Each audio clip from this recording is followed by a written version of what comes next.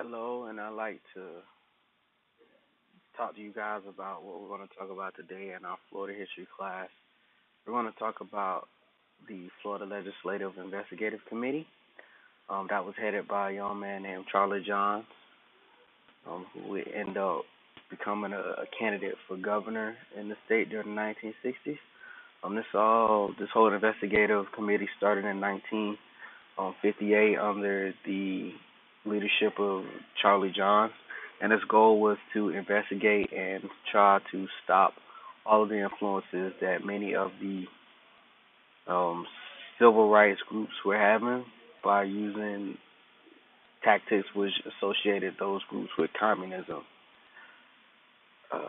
They originally tried to go after the NAACP and look at their roles, but the Supreme Court ruled that was illegal. So after trying to infiltrate the NAACP and many of the civil rights organizations, as well as pro Castro and anti Castro groups, they decided to turn their attention to the homosexual community here at the University of Florida during the early 1960s. And in fact, 1961, a young man the then president of the University of Florida, uh, John W. Wright, or where I'm broadcasting from now today is the Writers Union. His main goal, he allowed the Florida Legislative Investigative Committee, also known as the Johns Committee, to come in and interview a lot of those professors and students that were thought to have been gay or lesbian. Overall, this resulted in the expulsion of several University of Florida faculty and students, and until recently, with a lot of looking back, it was kind of a low, quiet event. Myself, University of Florida student and graduate, I had no idea the scope of the Johns Committee.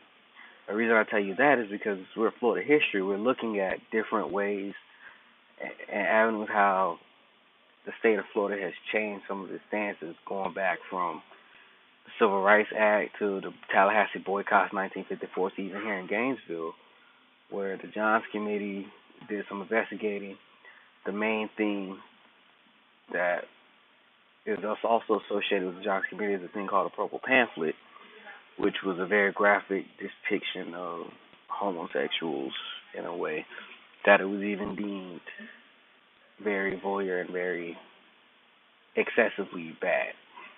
So as you look in here, you look around, you ever stop in Florida coming to the Writers Union, you can see about some of the things that have happened, some of the rights scholars and thing about John Rice, but let's not forget that Florida also and their president had also a very unfortunate incident that happened during his time.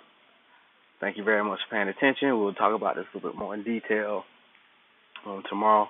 Just keep that in mind. I want you to remember Charlie Johns, the Florida Legislative Investigative Committee, also known as the Johns Committee, and John W. Wright, for whom the Writers Union is named after. Thank you very much. Have a good day. Bye bye.